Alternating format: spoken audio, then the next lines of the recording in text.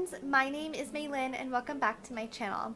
I'm a flutist, music teacher, and performer located in the city of Toronto, Canada, and this is my series where we learn how to play the flute from scratch, so thank you so much for joining me here today. In today's video, we'll be learning how to practice in C major and also in cut time, so if you're interested, then just keep on watching. As per usual, if you have any questions throughout the video, please feel free to drop them in the comment section down below, and also if you are having any issues when it comes to practicing, also check out my free practice guide while you're down there. It has 8 easy steps for you to follow, and it's I made it into a nice printable PDF so you can bring it wherever you need to practice. So again, if you want to check that out, it's just in the description down below. Otherwise, let's just get right into today's video. So as per usual, we'll be looking through my favorite book here, the Trevor Wise Beginner's Book for the Flute Part 1. We're actually almost at the end, so this is the second last video.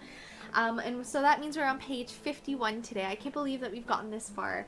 Okay, so what we're going to be starting with today is the scale exercise in C major. So I'm just going to put it up right over here.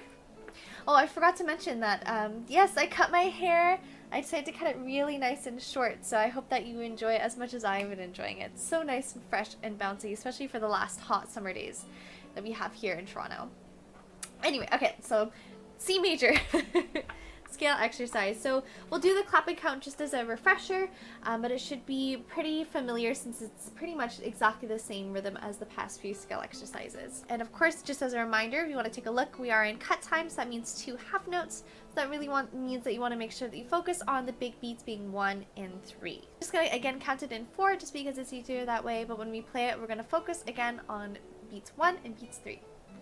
So 1, 2, 3, and 4, and 1 and 2 and 3, 4, 1 and 2 and 3, 4, 1 and 2 and 3 and 4 and 1 and 2 and 3, 4, 1 and 2 and 3, 4, 1 and 2 and 3, 4, 1 and 2 and 3 and 4 and 1 and 2 and 3, 4. Alright, very good. And now I'll play it for you so you can get it in your ear as per usual, and I'll play it at that same tempo. 1, 2, 3.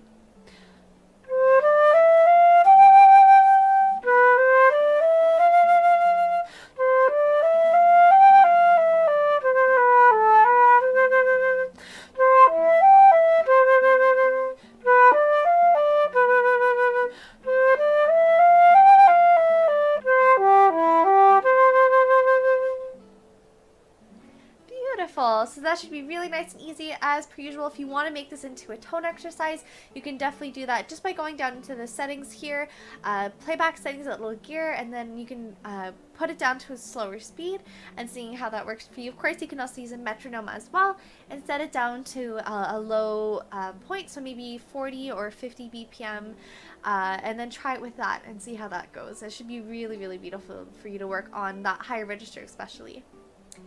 Alright, so now that we're done with that, we're going to go to our first piece here. So that's called Rigadoon. So I'm going to put that up right here. So this one again is another duet. So we'll do part 1 and then part 2 as we usually do. Let's take a look ahead here just to make sure we're in cut time again. So that means 2 half notes per bar. Let's see here. So we have some staccatos that we want to make sure that we're taking note of. We have some eighth notes that we have slurred, so make sure that you take note of that. And as always, make sure that if you are still not confident, especially with some of those higher notes, with recognizing them, don't hesitate to write in any of those letter names for yourself. And then again, we also have, let's look at some of the dynamic markings. So we're starting at F, which means forte. And then halfway through the first line, we go into mezzo forte, so it's a little bit softer, moderately loud. And then again, we go back to forte on the second line. And then we end with a rall, so rallentano, which means to slow down gradually. Okay, so of course we're going to do the clap and count for the first part first. Oh yes, and then the tempo marking here is allegro, which does mean quickly.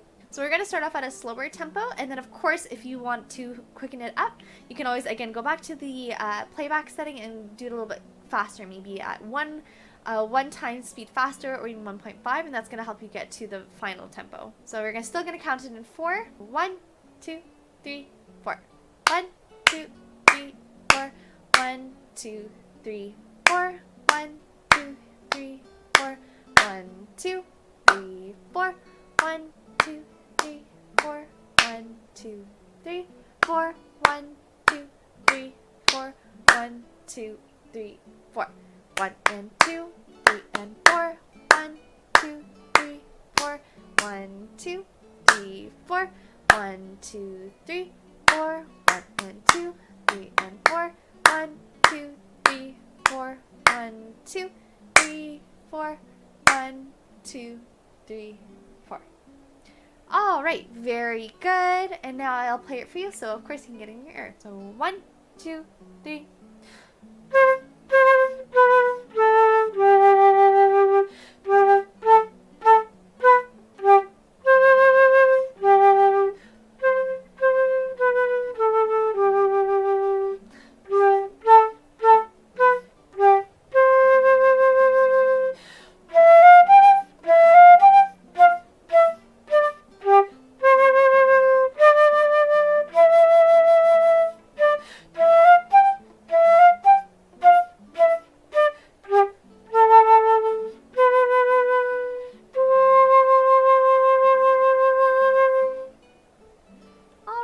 So that's a nice little diddly. And now we'll do the clapping count for the second part. We'll take it at the same tempo. So 1, 2, 3, 4. 1, 2, 3, 4. 1, 2, 3, 4. 1, 2, 3, 4. 1, 2, 3, 4. 1, 2, 3, 4. 1, 2, 3, 4. 1, 2, 3, 4. 1, 2, 3, 4. 1, 2, 3, 4. 1, 2, 3, 4. 1, 2, 3, 4. 1, 2, 3, rest. 1, 2, 3, 4. 1, 2, 3, 4. 1, 2, 3, 4. 1, 2, 3, 4. Wonderful. And just as a reminder, for these accents that look like this or like this, depending on how you're looking at it, those are breath accents, so you want to have a little ha behind the note whenever you play those. So it just gives you that little bit of more attack right at the beginning of the note without you using extra tongue. Alright, so now I'll do the same thing, and just as a reminder as well, that the dynamic markings are the same for the second part as they were at the first part, so don't forget about those. 1, 2, 3.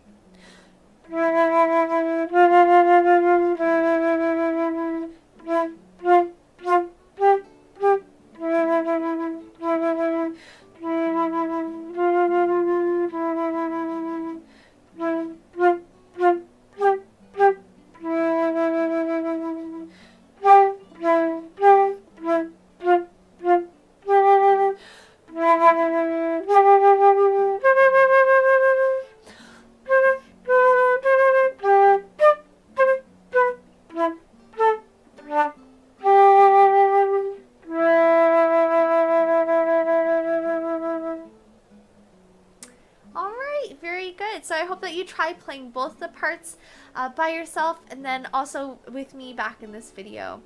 Okay, and now we're going to do the last piece here. It's called Ding Dong Merrily on High. I'm going to put it up right over here. So again, this one is in C major. We are in cut time again, so 2 half notes per measure. We're playing Allegro again, which is quickly. Let's take a look at our roadmap here. So what we're doing is when we're playing through this, we're going to repeat the first line once. Then we're going to play the second line and the third line twice, and then the last time we're going to rall the second time. So make sure that you're aware of that. If you want to, when you pause the video, you can always make sure you take note of where those are. And of course, I'm going to put some of those arrows there when we're playing it with the flute so that it's easier for you to follow along. So before we do play it, of course, we're going to do our clap and count. So as per usual, I'm not going to clap the repeats, but I will play it on the flute for you. Again, starting with that first part, make sure you take a look ahead if you see anything weird. So we do have some dotted quarters and eighth notes that are coming up. Make sure that you are paying attention to any of the slurs and the articulation. And then also in that first line, we actually have our hairpin dynamics again. So again, when it's growing, it means that there's a crescendo. And then when it's coming down and closing, tapering off, it's a decrescendo. So that means crescendo is to get louder, decrescendo is to become softer. So 1, 2, 3. 1, 2, 3, and 4, and 1, 2, 3, 4. 1, 2, 3, 4. 1, 2, 3, 4. 1, 2, and 3, and 4, and 1, 2, and 3, and 4, and 1, 2, and 3, and 4, and 1, 2, and 3, and 4, and 1, 2, and 3, and 4, and 1, 2, and 3, 4. 1, 2, 3, 4. 1, 2, 3, 4. All right, very good. So now I'll play it for you again. And then, like I said before, I'm going to play it with all the repeats included, so it should be easier for you to follow along. 1, 2, 3.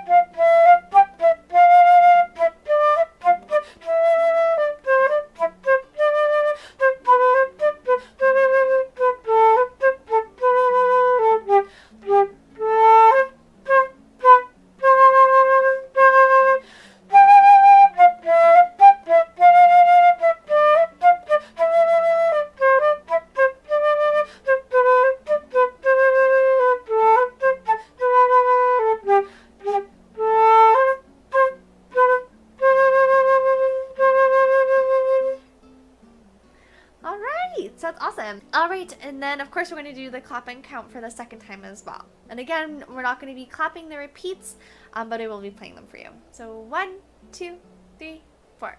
1, 2, 3, 4. 1, 2, 3, 4. 1, 2, 3, 4. And 1, 2, 3, 4. 1, 2, 3, 4. 1, 2, 3, 4. 1, 2, 3, 4. 1, 2, 3, 4. 1, 2, 3, 4. 1, 2, 3, 4. 1, 2, 3, 4. And 1, 2, 3, 4. So I'm going to play it for you at the exact same tempo as well. And again, just as a reminder, the dynamics are the same as the first part. So 1, 2, 3.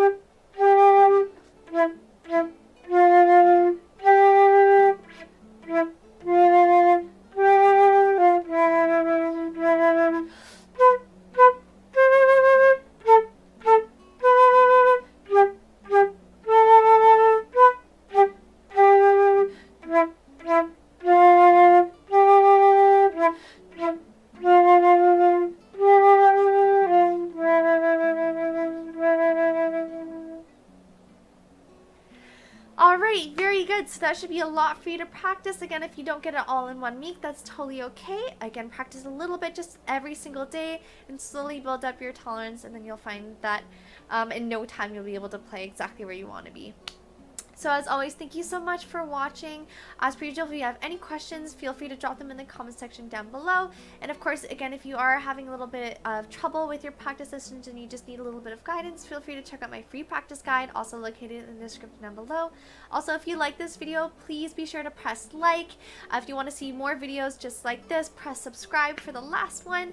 And then also, I'll be coming out with some new videos, new style videos. So I'm going to be focusing primarily on specific pieces of technique, and then also I am currently editing one of my first cover videos that I did an arrangement for in high school, so I really hope that you take a look at that. So make sure that you don't miss that by clicking the little bell option as well. And in the next week's video, we're going to be looking at our last popular piece that's called Greensleeves. Almost every flute player learns this in their first or second year of playing, so I'm really excited to be able to go with that, go through that with you for our last lesson with the Trevor Y book. So thank you so much for sticking around, and as always, happy fluting!